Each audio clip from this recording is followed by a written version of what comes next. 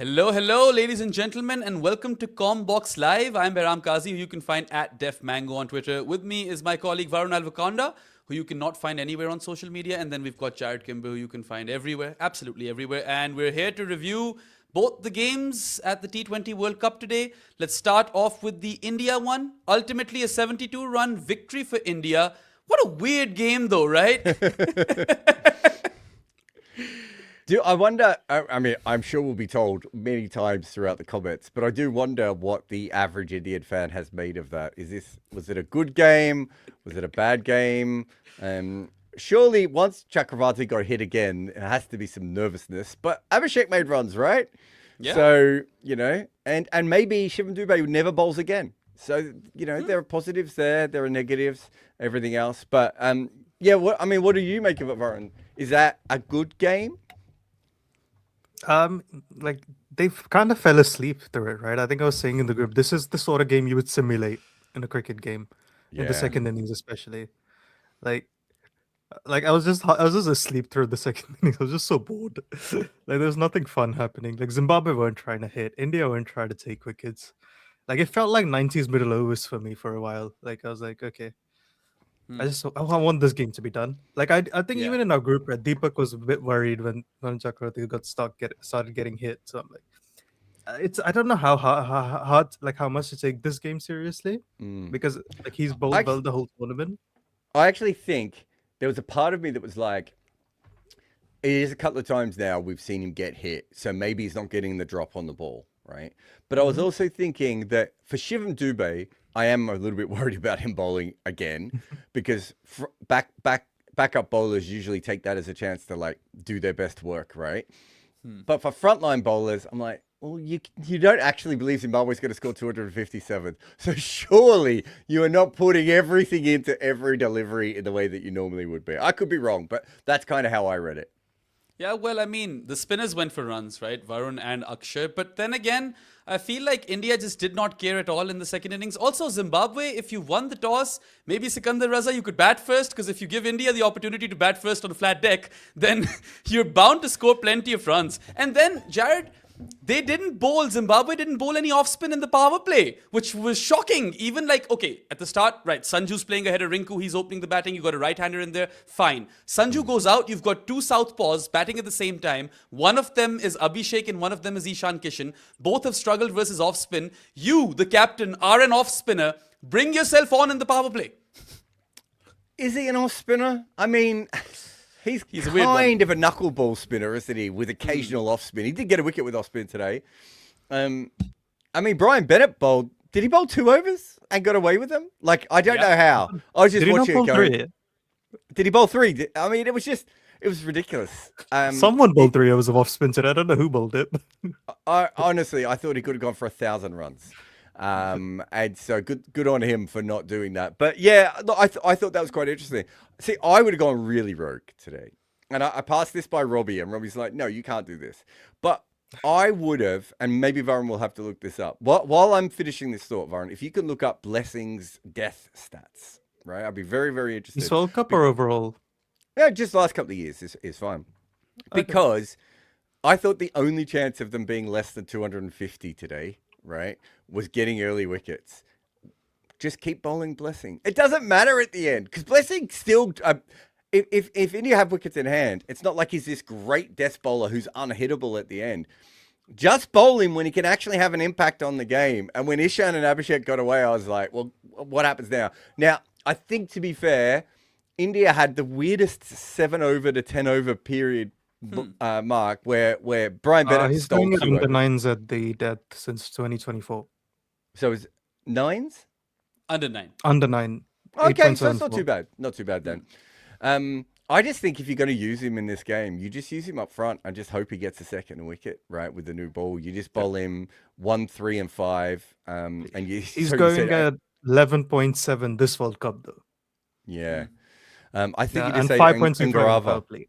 Yeah. You just say to Ngarava, look, I'm sorry you don't get the first over because we need to bowl him for 3 here because he's our only hope. Yeah. Well, it's fascinating, right? India score 80 for 1 after the power play, right? That's a pretty sizable total. But as you say, the next 3 overs yield no runs at all. It's the 4 off-spin overs. I reckon. Yeah, something like that. 3 or 4 overs. So 80 for 4 1 on the overs, power play, they more 9 than runs. triple that total, right? Yeah. India scored 256 for 4 in 20. They smashed 17 sixes, which has got to be some sort of record. And the only overs which were quiet overs were the off-spin overs, which were also bowled by Brian Bennett, as Jared has pointed out. But Zimbabwe, they've conceded 510 runs in 40 overs across 2 games in the Super 8s. That has to be some sort of record, guys. We've never seen that before. It's we don't get that many high scoring games, because I know when they were doing well against when West Indies were doing well against them, I was listening to the commentary, might have been on the BBC, and they were saying that there hadn't been that many high scoring games in this entire World Cup between the Test nations. So a couple of the associates, even then, there weren't that many scores over like 210, right? And then Zimbabwe are like, well, wait a minute. We're a bowling team. Can we allow for this many runs? I mean, that's the fascinating thing about this is this is a day where their batting has, I mean, it's the same as always. It's basically 1 or 2 dudes, but it's 2 dudes. It's basically 2 dudes. Yet somehow we had Abhishek Sharma block an off spinner. He played a perfect front foot defense. Yeah. And No, you know it was what's very fun? weird. Stupid game. It was, very stupid game. What's really funny to me is that the highest ever total at a T20 World Cup was scored in 2007, 260 by Sri Lanka against Kenya. And we've had the second and third highest scores in quick succession over here in the 2026 edition. And both of those scores had been conceded by Zimbabwe. So there's a fun fact. Look, I think I said coming into this that I think a lot of people were very excited about them. I was like, look, this is a good bowling unit and it has worked, but they have overperformed so far. Like, you even look at this game again, it's basically the same thing over and over again. They have one incredible new ball bowler. They can sometimes get away with their spin. And then they have 2 guys who regularly make runs for them, and everyone else who, you know, and Ryan Bell's like half a batter, right? Like, Ryan Bell can do some damage if he stays in. I know he went out today, but he's had some good knocks as well. He can certainly hit when you need him to hit at times, but it's that kind of team. And yeah, they've probably been shown up a little bit in the last couple of games, but you know, if the conditions, if they got swing early on or some seam early on, and Blessing and Garava go well, and then you bring the spin on later, it's a completely different game, right? And that's just where Zimbabwe are. Even if, let's say they went with my rogue effort, right? And Blessing takes the extra wicket or 2 early on. We saw that they had the ability to score some runs as well. So, you know, it's been disappointing that they've got to this level of the tournament, and their bowling is just not held up the way that we would have hoped it would have. But they're probably not a flat pitch bowling lineup. I don't know how you guys feel about it, but they've got a swing bowler, they've got a seam bowler, they've got a couple of those sort of weird sort of spinners. They've got someone like Brad Evans who skids onto the bat on a flat pitch, right? And some of their other bowlers are, you know, more that sort of junk level where you just hope that it works, including Brian Bennett. So they're probably more set up for the earlier part of the tournament when the wickets were a bit trickier. And now they're in the part of the tournament where they've done this. Also, they're in the hard part of the tournament, despite qualifying first in their group. They're still in the harder draw on this side. So how they would have gone on the other side of the draw, who knows? That does suck for them, and I'll continue to echo the sentiment that it doesn't make sense to have precedings in any sort of sport, but cricket likes to easy the or kind of make the logistics easy, so I suppose we're here. But it's funny, right? Zimbabwe was so successful on those sticky Sri Lankan wickets where the conditions were slow and everything, and India just hasn't suited them to the point where they've conceded the 2 highest totals in this tournament and the second and third highest totals in T20 World Cup history. And you know, I understand why you're saying that you just continue to bowl Blessing, but we had enough evidence of Abhishek and Ishan Kishan struggling versus off-spin. Abhishek Sharma faced no off-spin in the power play. His score in the power play was 33 of 13. He ultimately gets to his 50 in 26 balls, and 55 of 30 is a slow innings for Abhishek Sharma. Let's make no mistake of that. It's a good thing for India. It augurs really well for both Abhishek and India because he's finally found some runs going into that virtual quarterfinal versus the West Indies. But I just thought that Zimbabwe, you know, you're already at a disadvantage because you're playing India at home at a flat deck. But you could at least get the tactics right. Yeah, I mean, Yes, Varun? I thought it was a wicket where the finger spin probably stuck in the pitch a little bit anyway, right? So maybe if he knew that coming in, if he knew what was going to happen between over 6 and 10, he would have done it. But remember, you look at who you're talking about. Sikandar Raza is a fifth bowler, really on a good side, right? Yeah. And Brian Bennett is basically me. In fact, I messaged Robbie at one stage and said, "Why are they not hitting me for 6?" Right? Like, what is happening here? Why are all of these deliveries not being hit for 6? I don't understand. What happened to Shivam Dubé should have happened to Brian Bennett almost every time he bowls, right? Yeah. So I think it's hard to say to those kinds of bowlers. Maybe Sikandar in his prime, you might have thrown him up there. I mean, realistically, there's not a lot you could do outside of hoping that India just gave away lots of wickets. And maybe that was a sign of maturity. They were like, actually, these are the only overs we need to knock it around for, and we'll catch up. And they caught up. Probably stopped them scoring 300. Yeah. No, I mean, look, the belligerent death overs hitting by India was just sensational to watch. Such clean striking. And at one point, my brother and I were watching and we were like, oh my God, Tilak is unbeaten on 44 of 16. Tilak is the guy everyone has issues with when they talk about strike rate, right? And we're like, will he get to a 50? Will Pandya get a single? No, Pandya gets his 50, which was just brilliant, right? He goes unbeaten on 50 of 23 and Tilak is stranded on 44 of 16. But, you know, this gives India more options. I personally feel that if they want to play Sanju, then maybe Rinku makes a bit more sense ahead of Tilak. Rinku, though, drops a catch today, the only dropped catch for India. Marumani was on 17, and that was a bit of a heartbreaker. But at one point, India stopped a care in the field as well. Do you guys remember the Shivam Dubé effort, where he didn't basically do anything? Yeah. He let the ball go for 4. By the way, there was a great moment in the West Indies game today. I won't be on for both games, but there was a great moment in the West Indies game where they misfielded in the ring, and then the fielder out on the boundary who was mopping the ball up also misfielded. So there was a couple of very funny moments. Yeah, I mean, so I think the main takeaways are that the two batters from Zimbabwe keep holding up, and that their bowling lineup is not perfect. I'd love to talk to Sikandar and just, as you said, talk to him about bowling blessing more in the power play and using the finger spin. He's obviously a very smart cricketer.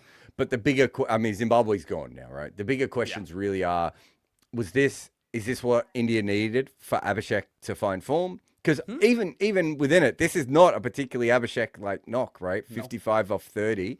That's like a normal attacking player's knock, not one of his. Absolutely. I think he was 33 of 13, right, after the power play. Like, he slows down versus the off spin. Yeah. After being 33 of 13, he scores 22 of 17. Of 17. Yeah. That is just ridiculous for Abhishek, right? We don't even imagine that. That is an anchor's knock there. It doesn't matter because I thought he was playing himself into form, right? Like, clearly he was doing that. And everyone else was smashing it. But let's talk about Zimbabwe's fielding a bit, right? They were so good in the group stages, 90+% catching efficiency. That catching efficiency has dropped down into the 60s. And what is up with Musakiwa, man? Dropped Hetmeyer twice the other day. Today he drops Ishan Kishan on 26. And then Muzarabani also drops Sky on 8. They've been so poor in the field, and they were known to be a really good fielding side coming into the Super 8 stage. So that's been a 180-degree shift. They've got some great fielders. They've got some donkeys as well, though, don't they? To use the Nasser Hussain term for bad fielding. I still remember when he called... Who did he say? Was it Varun Sehwag he called a donkey? Ishant? I think it might have been Ishant Sharma. It might have been. You might be right. God, that really annoyed people, by the way. But but they do have some donkeys. There was a point today when the ball went to short fine leg. I think it was off an inside edge. So perhaps Blessing was slightly blindsided by it. But he ran directly at the pitch. And I was like, well, the ball can't possibly be going in that direction, buddy. And then he sort of ran around the ball. And I was like, if he just took a step to his left, would he have just fielded this? So, yeah, look, but they do have some, Brian Bennett and Sikandar Raza. Ryan Burl is a really good fielder as well. They've got some guys who are incredible fielders mixed with donkeys. And I think if that's the case, you probably, it's a bit like their batting, right?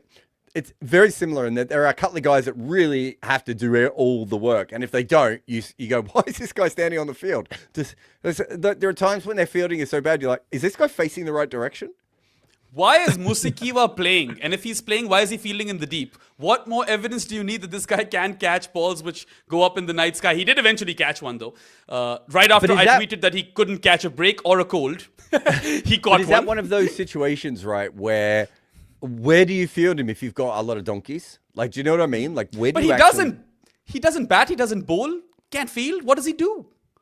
No, I mean, I've heard a bit for him. They do actually rate his batting quite a bit. He's made runs in List A cricket, and he's kind of, my understanding is he's come through and with the hopes that he's going to be sort of this hard-hitting player. But they don't have any batting.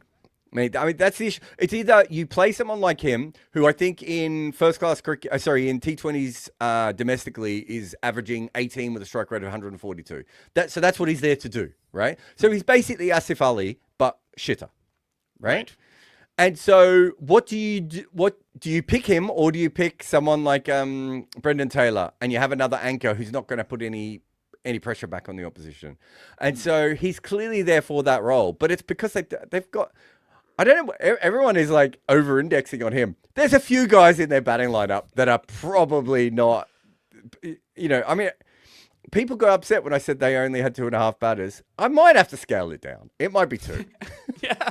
I mean, there is one batter of Zimbabwe that has done exceptionally well in this tournament. Brian Bennett has scored, 267 runs and has gotten dismissed once. He's averaging 267 in this tournament. Today, his effort came in a lost cause, but 34-ball half-century, which is his quickest. 277, by the way. Oh, 277. So he's averaging 277 in the tournament. He is the second highest run scorer. His 34 ball 50 today was his highest or fastest of the tournament. And he ends up unbeaten on 97 or 59. So I hope that he fetches a franchise T20 contract or two. That's the best we can hope for. I'm just glad we actually saw Brian Bennett hit the ball, because so far in this tournament, it's like they've nailed his feet to the crease. My God, that guy bats deep in his crease. If you guys notice, like, he is definitely going to smack. I don't know if you've done it before. In the Australian game, he realized, okay, hitting is not working, so I'm not going to hit this whole tournament. But then he got to India. He's going to have some hit wicket in his career because he bats so deep in his crease. I love it. But there's at one stage where I was like, is he behind the crease at this stage? But no, it's great because we were looking at his numbers the other day for a piece that will come out later in the week, where it's like, this man whacks it, right? He really does. And the first time I saw him play was in Zimbabwe tournament, the T10 tournament. And I was like, who's this guy? He was like 19 years old, and there were some good bowlers in that tournament, and he was destroying them. The problem that they have is that, and this might actually be a problem for Brian Bennett's bank account as well, is that when he plays for Zimbabwe, I don't think he can fully attack the way that he wants to. Right? He has to pull himself because, Musikiwa is just one of many guys in that lineup. Whereas this, like, if they get to 30, they've done well. So there is an issue there. So I do think that is a part of it. And it's certainly causing some issues for him. But the other side of this is maybe we're seeing this Brian Bennett where this is a guy who's 22, and he seems to have more than one gear, which is another fascinating thing. Maybe in T20 cricket, it's not what people like me and Varun want to see. But overall, in the future, it's like, well, this guy could develop into anything. Because I saw him as a naturally attacking player. Obviously, I was at his 100 at Trent Bridge and have seen him play a lot. And now I'm looking at him going, if he has multiple gears, that's really important because, even some of the great Zimbabwean players are pretty much one gear players, right? The Flower brothers, those sorts of guys, even Graham Hick, very one gear type of players. They've never really had someone who's more dynamic, maybe since Dave Houghton, who can go up and down. And it looks like Brian Bennett can. It was exciting to watch him do that. Yeah, his offside play is really, really good. That 6-over extra cover versus Dubé was special. Let's talk a bit about I saw him India's... do that to Mohammad Irfan when he was 19, I reckon, as well. All right, then. Let's talk a bit about India's bowling as well. The pick of their bowlers was obviously Arshdeep Singh. He's been having a few good days recently, which is very, very good for India moving forward into this tournament because they need to win 3 in a row to lift that trophy, right? And none for 13 and 2 power play overs was really good by Arshdeep. You expect him to do good in the power play, but he finishes with 3 for 24. The death bowling was really, really good, even though the game was done. But I thought that, he was hitting the good channels, and his pace was up today on the pace-on deliveries, and he can swing it both ways early on. So he was an issue coming into the World Cup because he was going for plenty, and now he seemed to find form. He bowled a ball to Maramani that I think swung in both directions. Right? It was like, I don't know when it was, but it was outside our stump, and I thought the TV had glitched for a moment, and I went back and watched it again, and I don't know what happened. Maybe it swung just late, or maybe it seemed and swung, because sometimes you get that. But I was just like, oh, he's completely in control of his wrist in a way that I don't think he was early in the tournament. So I don't think earlier in the tournament I was looking at him going, he's completely in control. But I think also DK might have done a little bit where he's like, no, here he is bowling the wobble ball and here he is swinging the ball. And when you can go between those two, that's different gravy, as the English cricketers would say, right? That's the top level of bowling. I thought he looked really, really good today. And, you know, they need some bowling form because not everyone's looking that great. Yeah, you don't want to rely on Bumrah and Varun in a crunch game, and Arshdeep hitting form is good. And, you know, the rest of the Seabers, barring Dubey, had good days. Bumrah, went for 8 in the power play over, ends with none for 21 in 3 overs. And Hardik does pretty much the same. None for 12 in 2 power play overs and none for 21 in 3 overs. But he's run away with the Player of the Match award. I would have given it to my man, Brian Bennett. So just on the Bumrah one, are we worried, Varun, he got hit for another 6 today? Yeah, it is a bit odd. Like he's again, like he just sat, but then again, he had an incredible game versus South Africa, like just recently, right? I mean, almost all Indian bowlers got hit. So I'm like, it's so hard to track form with this tournament.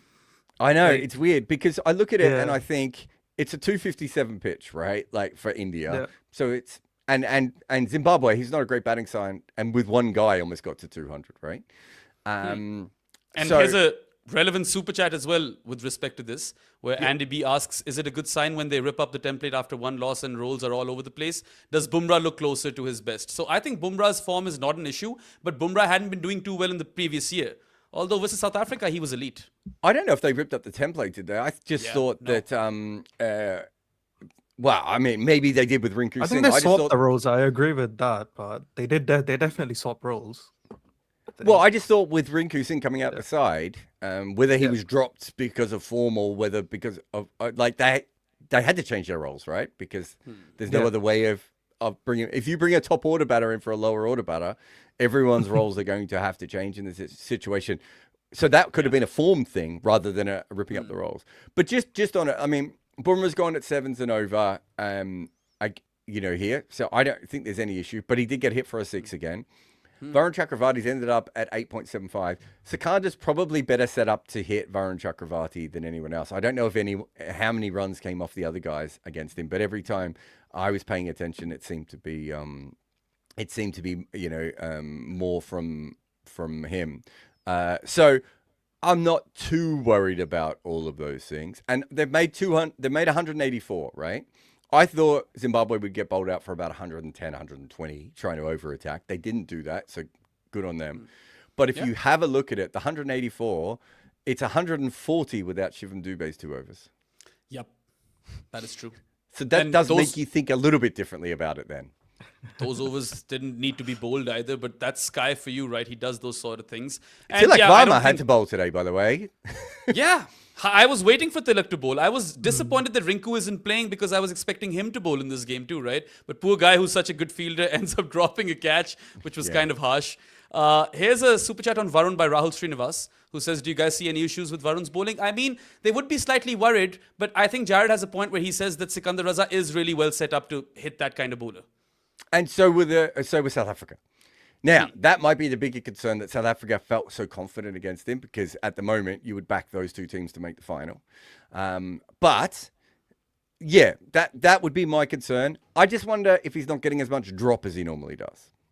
And that makes it easier to hit. I think he's missed his length a few times. It's like South Africa game. I think we said that in South Africa. We said that in South Africa game, and he didn't though, did he? Himi went and looked at it for us. No, he did. He missed it a few times. It's just that they ruthlessly smashed him whenever he missed it. Like, even if you miss your length, it's very rare for a team to be that ruthless against you, because we know this, right, Jared? Your favorite stat is like, not all free hits get hit for a 6, right? It's one of those type of things where not every bad ball is necessarily destined for a 6. But again, all right, like, we've got. I don't think he's looked completely in rhythm in the last 2 games, but.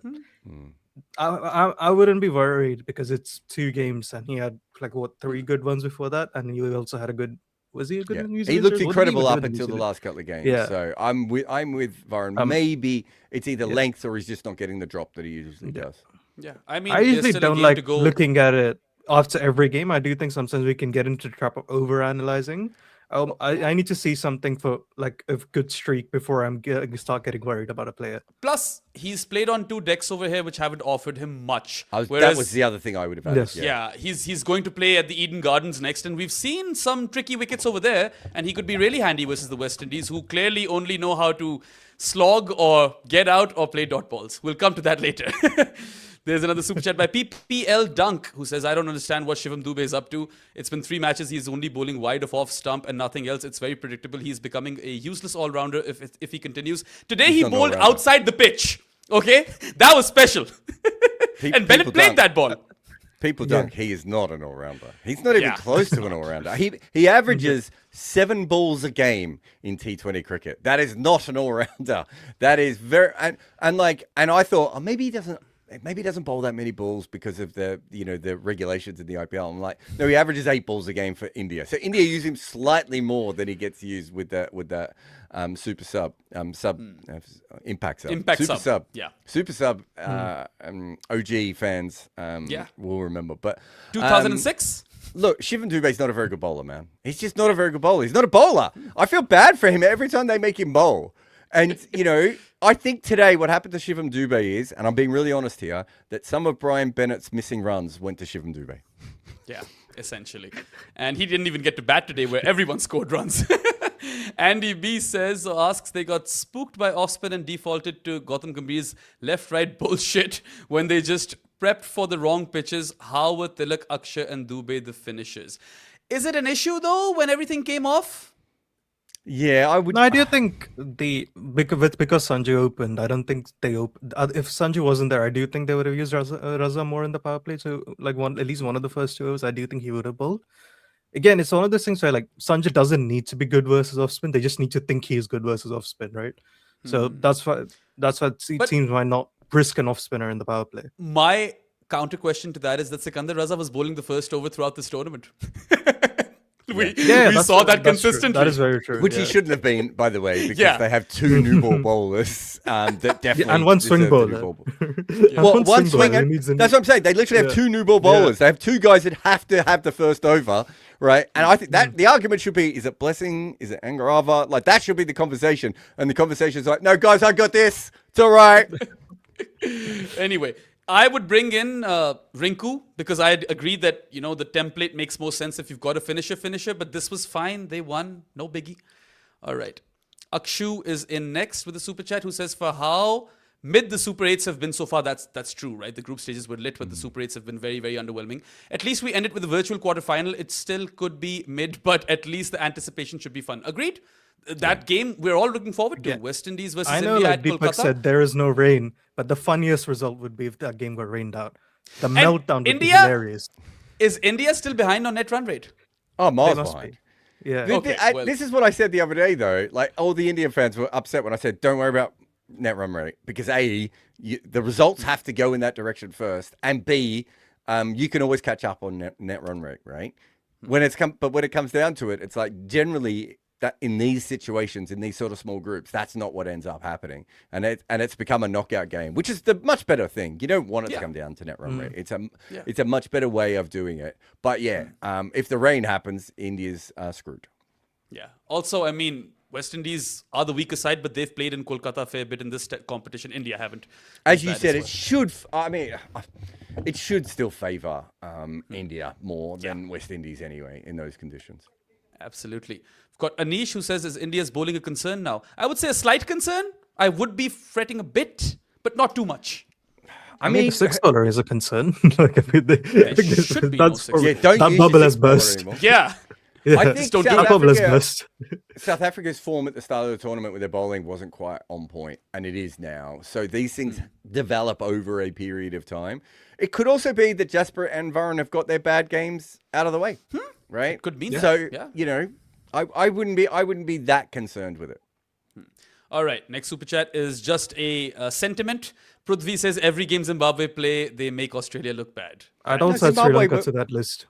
Yeah, I mean, if you're going to do that, you would do both. Look, I think if Australia had played in India rather than Sri Lanka, I think with their batting lineup, it would have suited them a lot better on those kinds of surfaces. So these teams were probably more on that. But yeah, Australia wasn't a very good side coming in, and they got rocked and never really recovered. Yeah. Also, I think if Mitch Marsh played all games, they probably still sneak their That's way what I mean. into That's the another third. injury, True. isn't it? You know. Yeah, he's been incredible in the 2 games he played. Anyway, Prithvi once again says, I hope Tilak recovers his lost muscles.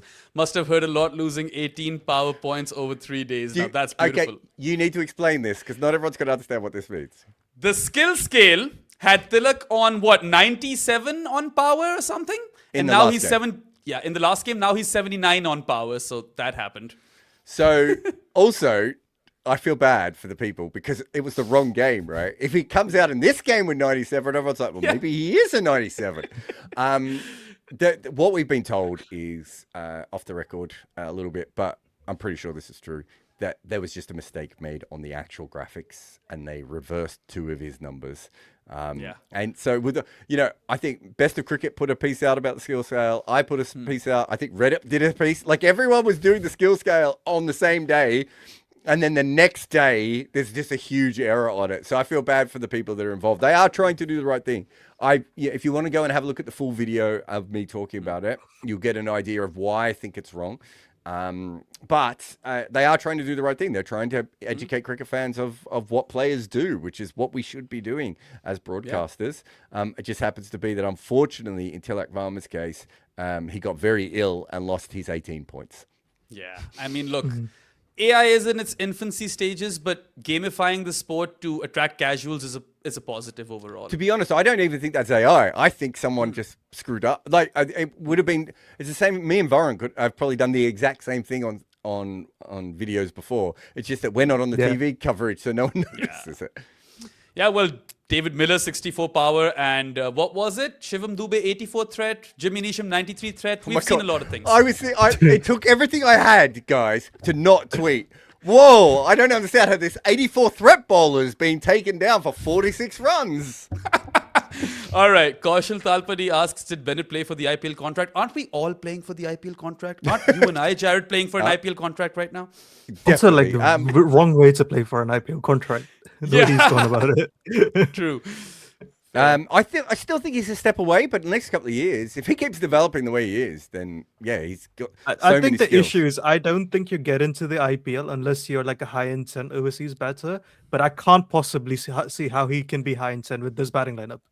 I was going to say he is a high. I mean, everything in his data suggests he is, and every time I've ever watched him, he is a high intent. But you're right. When he plays for Zimbabwe, he's going to have to lower his intent because he doesn't have a choice. I'm pretty sure he'd love to be like a 30, 180 type batter, but the problem is Zimbabwe will probably be 130 all out every game if he is. Every game. Yeah. Also, Robbie on comms today said that there's no room for an anchor anymore. Cheyenne went crazy in the chat. We have a convert here. We converted Rohit him. Kumar Jha. Rohit Kumar Jha says, how does the SA20 become so good compared to the Big Bash League in 100 in such a short time? Also, does a 14-team ODI World Cup seem less? We should fast-track teams and give them exposure.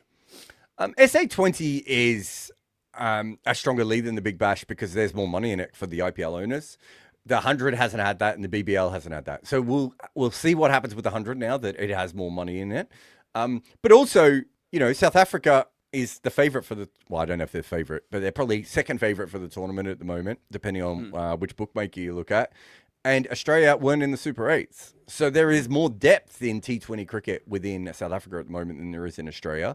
And England is probably, in a bit of a down curve after having a couple of years where they were really good as well. As far as 14 teams in the World Cup, it's not enough. No.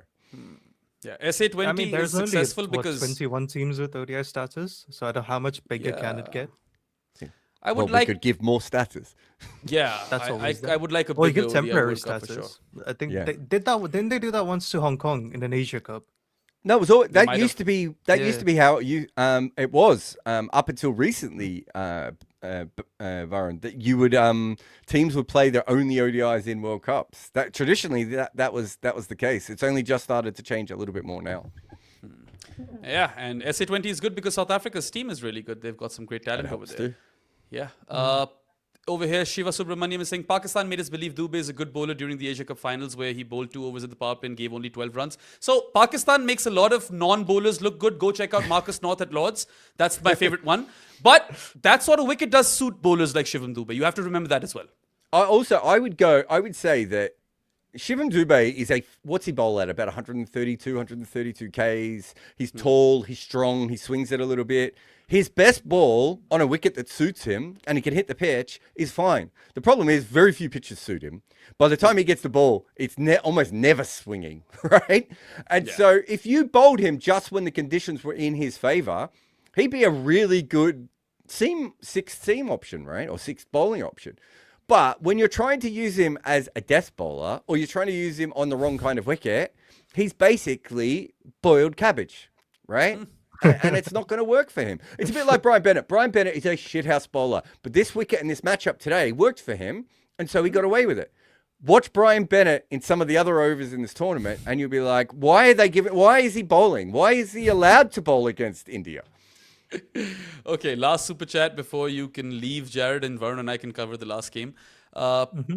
Prakash Patel, I don't know what your name is, buddy, but he asks, is Bennett also qualified for a documentary now after hitting Bumrah for 6? Absolutely he is. Make To be that fair, documentary right now. that 160 hit was unbelievable.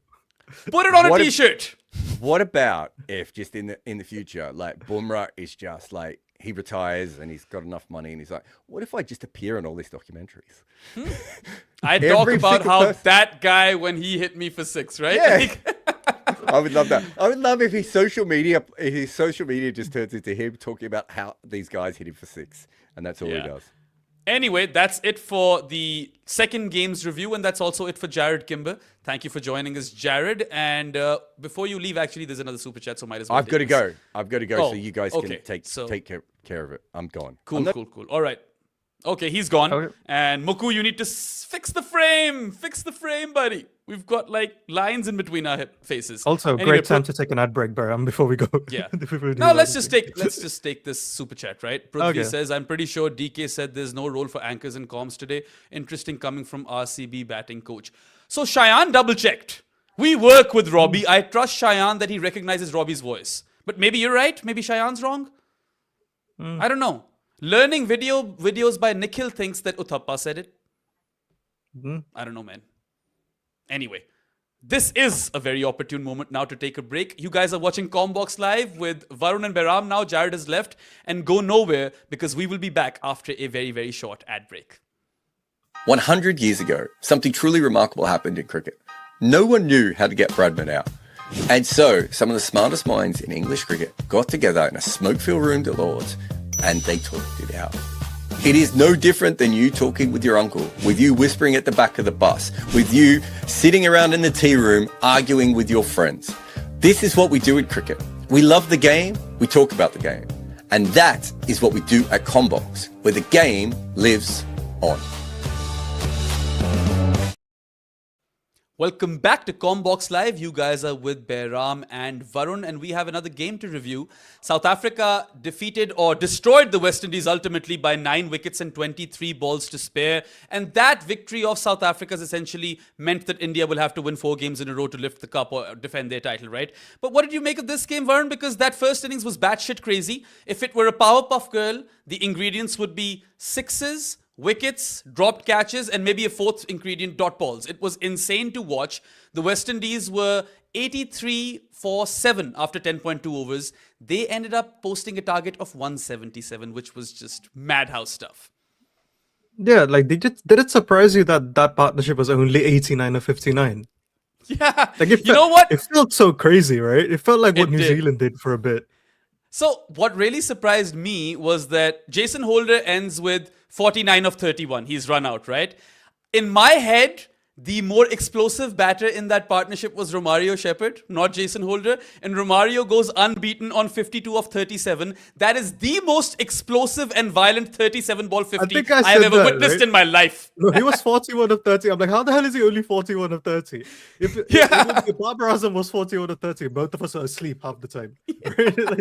Agreed. Well, that's the West Indies way. It's dot six wicket, dot six wicket. It was 6 and out constantly, but full credit to both of Jason Holder and Romario for making a game out of it. I mean, there wasn't much of a contest in the second innings, but at least West Indies didn't get bowled out for nothing, right? I mean, 83 for 7 in 10.2 overs to what? 176 for 8 in 20? That was a remarkable feat. And the power play was interesting. The West Indies started off brilliantly, then they lose 4 wickets, and they were 52 for 4 after the power play. And I remember my dad was watching with me, and I was like, it's a flat deck. If they don't lose wickets, they could still get to 200. Then they lose wickets. I'm like, they'll be done before 100. And then they end up with 176. So bizarre. I honestly think if Hetmeyer survived the power play and faced Maharaj, he could have probably hit him for 70. Like, Maharaj got smashed all over the place, and none of them can play spin without Hetmeyer doing anything. It was such an odd like sequence of things that just happened, right? I think what happened was West Indies probably correctly identified this was like a 220 pitch, and then you had to do it because, like, even, although their bowling attack has overperformed this tournament, you can't keep, I don't trust them to keep delivering again and again, especially on a flat pitch. So you had to get above par, especially because the South African batting lineup is also a very good batting lineup. I think the problem is that is one of those games that they tried over attacking and it just did not work out for a bit. Like, it was just one of those games. I was quite fascinated by South Africa's decision at the start, right? Like, they've played a lot at the Narendra Modi Stadium in this tournament. Like, they've played probably the most number of games in this particular ground, and they know this or these conditions well now. And South Africa win the toss, and Aiden Markram opts to field first. And I was thinking, you just defeated India batting first, but then I was kind of trying to be Markram and put myself in his shoes. And I was like, maybe he's thinking that the conditions or the pitch will slow down in the second innings because it's a day game. That wasn't an issue. The toss wasn't, even a talking point. But then he gives Keshav Maharaj the first over and he concedes 17 runs. Now that was a fantastic start to the game.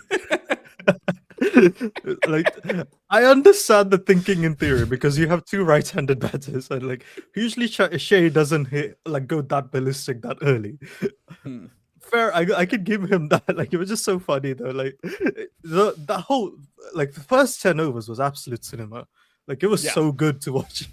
Like, it was stupid cricket. There was elements of good batting, right? Good bowling, like bad bowling, bad. It was fun. It was really fun, right?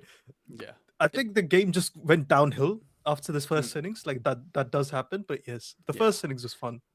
I mean, it was top tier entertainment. That was my favorite moment of all of the cricket that we saw today, right? Like, it was just fantastic to watch. But this wasn't a black soil pitch like we saw in the India-South Africa game in Ahmedabad, right? This was a red soil pitch, and so we saw some bounce. And I thought the West Indies had the right idea to attack, but they had to factor in extra bounce a bit, because South Africa's bowlers tend to generate a lot of bounce as well, even though Janssen has a poor day with the ball.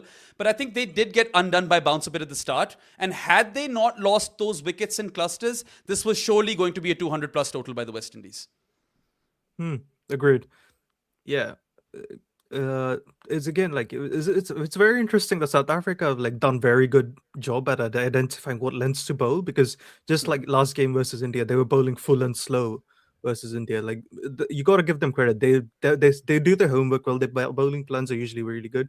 I think Rabada finally got his rhythm on point today, so he bowled really well. So he was hitting that, like, hard length on point again, back again and again. Even Lungi as well. Like, Lungi also Lungi started off with that length, and the death overs we saw him go like full straight slow. And he's been unplayable when he does that, right? That it's so rare for a bowler to, like, it's other than Jasprit Bumrah, I've not seen another bowler bowl the slot balls as often as he has and not get hit with many sixes, right? I want to talk a bit about Lungi Ngidi because I haven't been his biggest advocate. Like I'm the sort of dude who prefers pace, and a few months back I would have said that, hey, I'd probably have Anrik Nokia in the team, even though he is, a hot and cold bowler. I love pace. But Lungisani Ngidi has been so incredible with that dipping slower ball. He's literally been unplayable, and he is having an incredible T20 World Cup campaign. He's been one of the best bowlers on display. Today, he removes Brandon King with his 4th delivery, and in the same over, Roston Chase is out as well. He chops on, I think, off the last ball of the over. And in the one power play over that Lungi Ngidi bowls, he's initially gone for runs. Then he takes 2 wickets. So 11 runs conceded, 2 wickets taken. And then he comes back to remove Rovman Powell as well, which at that point was a very crucial wicket. So 3 for 30 for him. I actually think he was the player of the match, because that death over that he bowled, he went for 5 runs, if I can remember correctly? Something like that, right? Yeah, I think one of them, was it an edge 4 as well? Yeah, in that the I'm four was also an misremembering. Yeah, edge. yeah. Yeah, Romario tried to He whack him, and it was an he outside edge that definitely went should down to have been third the man player of the fence. match. Like I don't know Yeah. why Markram got it. Like I hate this is the sort of shit that annoys me. Give the bowlers the player of the match on a flat pitch, you idiots. Yeah, Who's doing surely this? you give the bowlers the Yeah. player of the match award on a flat pitch, right? And like South Africa had won the game in the power play, right? They had scored 69 runs for the loss of no wickets in the power play, and when you're chasing 177, it's game over with 10 wickets in hand on a flat deck, and you need to go or just cruise at this point. Don't even need to take much risks. That game was over. So I don't know how much that Markram innings counts then, because Quinton de Kock was also firing on all cylinders in the power play, right? Like he had a really, really plus knock, and Yeah. Ryan Also, Rickleton also. I think West Indies seamers had the bowling plans reversed because you had to bowl back of the length to Markram and good length to QDK. They were bowling good length to Markram and back of the length to QDK and full on his pads. Like, what the hell are you doing? I Like, don't he's know very good at why. that. I don't know why teams let Quinton de Kock rock back and pull, right? Like Yeah. you don't do Also, that. I think the moment I looked at Moti's data, I was like, he's not going to do well on this pitch, lads. Like he Man, bowls too full on this, and if QDK or Rickleton survive, like play him, they will smash the shit out of him. you And remember Chase yesterday? promised to bowl well, and then he doesn't.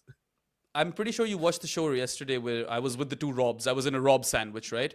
And we were talking about this game due to a super chat or something. And I said, look, the West Indies have slow left armers. Even though Akil didn't play today, they brought in Roston Chase, but should have just brought in a seamer, honestly, on this track. Didn't need another spinner, right? And Chase did nothing in this entire game. But I was making the point that West Indies have slow left armers. And Moti was definitely going to play. And South Africa have three southpaws who are really, really explosive in Quinton de Kock, Ryan Rickleton and David Miller. And de Kock and Ryan Rickleton, they score like high 40s, but quick fire high 40s. Those knocks don't get talked about because they weren't top scores, but they do a lot of damage in their own time, right? So that's why, because every batter does well, did Markram really deserve it, Varun? The player of the match award. No, he definitely does not. Also because like I don't want to belittle his innings, but it wasn't like an really explosive innings. What was it, like 88 or 48?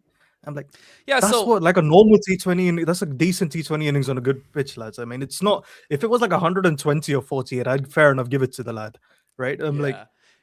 it The wasn't thing with that Aiden nuts. Markram is he is a really attractive bat, and there's this one That's true. 4 or 6 he hits off Holder, I think it was a 4, where I thought he's gone, right? Like he tried to like slap him over long on, and I was like, oh, top edge, bye Aiden Markram, and Holder's like, catch it.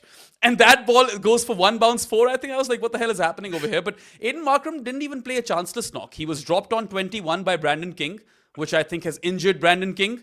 And then he was dropped on 55 by Roston Chase off his own bowling, although it's harsh to call that a drop. But yeah, like 27 ball 50, and he was unbeaten on 82 of 46. South Africa won this game due to their bowling at the start. So yeah, I mean, look, we can always cry about these things. Rob Barron can lose all of his pounds and sterlings on these things because he loses a lot of money routinely on player of the match bets. But what can we do? No disrespect to Aiden Markram though. He was terrific still, and he has been having a really good campaign. like He's what, Markram third highest when run he's- scorer? Yeah, Markram when he's on form is one of the scariest base hitters you'll ever see, right? Like he's so good versus it. It's spin where I'm like, okay, like you could probably get him, but this is not the pitch where I don't think he's once he's set, I don't think he cares much. Honestly, it wasn't even the best knock of the game. Again, I'm not trying to throw shade at the guy, right? Because it was a top knock, and Aiden Markram is third highest run scorer in this competition, so clearly he's doing something right. But that record partnership, which is a record partnership, by the way, Varun, for the 8th wicket in T20 internationals, no one has ever scored 89 runs. So this 89-run partnership is actually a record. But Holder's 49 of 31 and Romario's unbeaten 52 of 37 came when West Indies were 83 for 7. So Yes. I don't know, man. And it's I'd give those knocks and more that weight. Also, by some distance, the fastest, slowest 53 of 37 both of us have ever seen. Absolutely.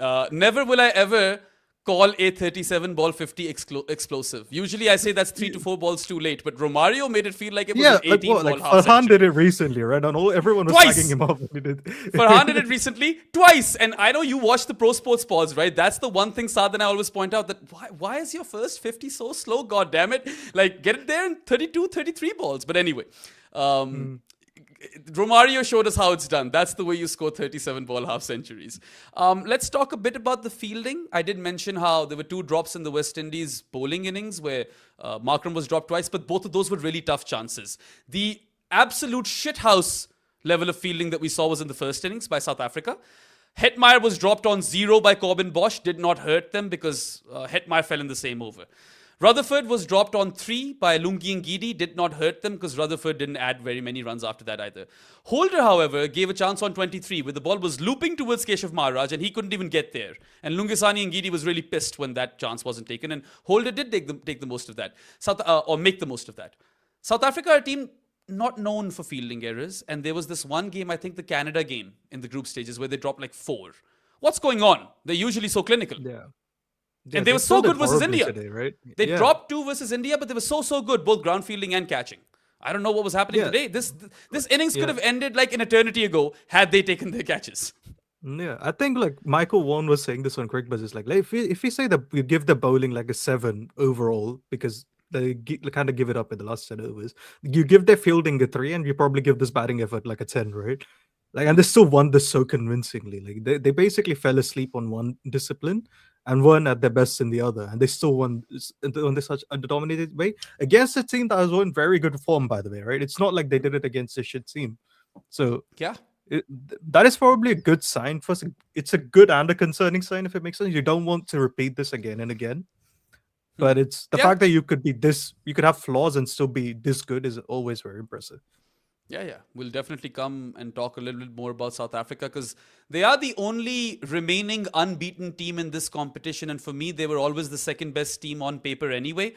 And they are proper contenders. They must have been hurting for 2 years after losing that final. Or, I usually don't like to use the C word, but they did choke in that final versus India.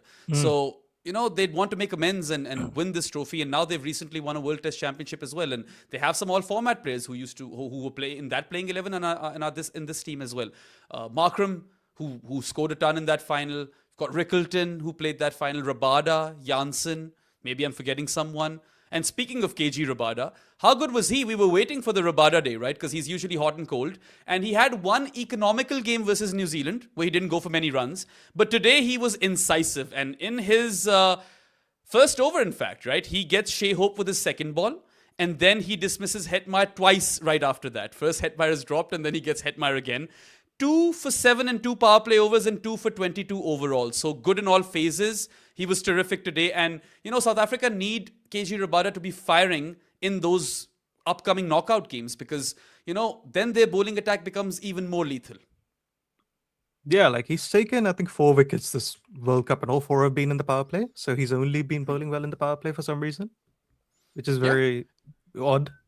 So I think today was like the game where he kind of did well in the middle overs as well, and his death overs has been a bit. Even at his best, I don't think he was ever an economical death bowler.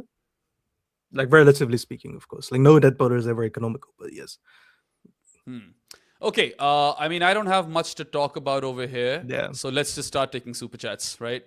Although this was the game that probably deserved more conversation, but like we kind of summed it up already. Okay, this was such a promising day on paper, right? And it was such a shit result in the end of it.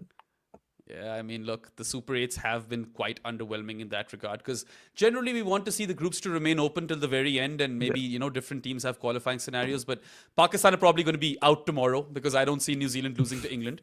And even if New Zealand lose to England, I think Pakistan this was the Sri Lanka. game where West Indies, South Africa needed to be 2 super overs and India, Zimbabwe had to be a close game. That's what we needed.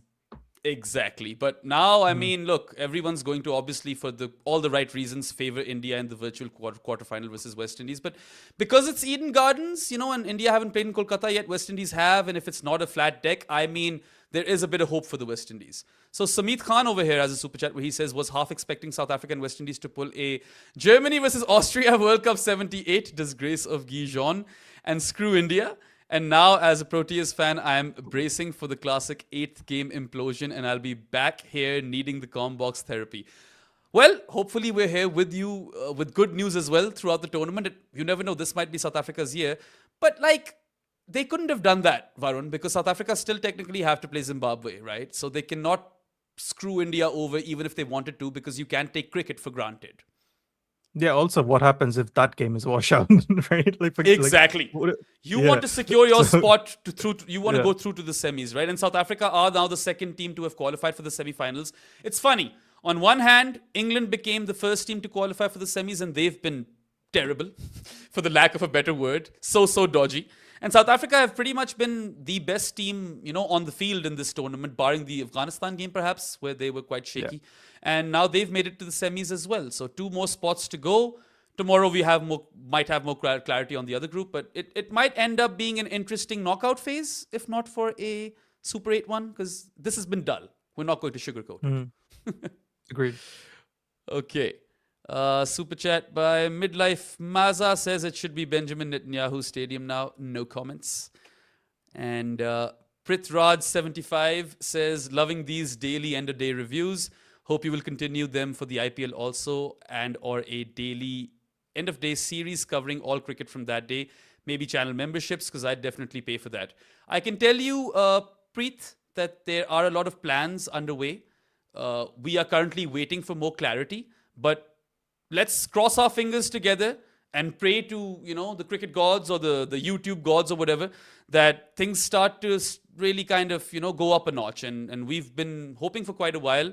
And it's a really fun team over here. Everyone gets along really well. We're a super nerdy group. Here's to hoping that Commbox reaches new heights in this upcoming year. I'm definitely feeling a bit encouraged and hopeful. Indeed. Varun has no words. He just says I indeed. have no words, yes. I always say indeed. Okay. Some parting words over here. South Africa unbeaten. They deserve to be unbeaten. They've played that sort of cricket as well. They somehow survived the Afghanistan game and they haven't looked back since. Would you say that this is their best chance at winning the T20 World Cup in recent times? Because I feel like they look a bit more sorted in this competition than perhaps in the previous one. I don't know. Even though they don't have Klaassen. Yeah, so who will they go up against in the semis? If they Does it matter? assuming they will finish the top. No, I'm just wondering. I mean, if conventional wisdom is anything to go by, then New Zealand should be able to beat England, right? And that means that South Africa face England.